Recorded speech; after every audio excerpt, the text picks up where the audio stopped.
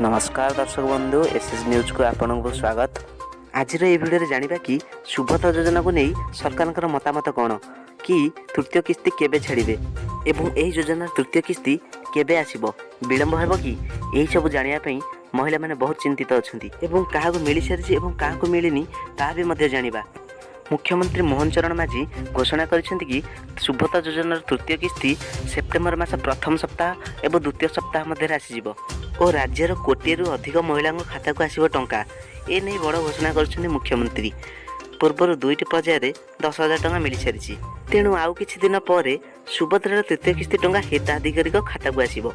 दुईटी किस्ती मोट 10,000 टंका पाई सारी 1 कोटी अधिक हिताधिकारी।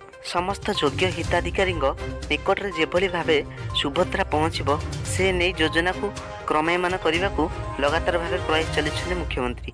सुभद्रा योजना को लेकिन एतिकी घोषणा करथिले मुख्यमंत्री एवं आगो को जानिबा पई चैनल को सब्सक्राइब कर रखंतु।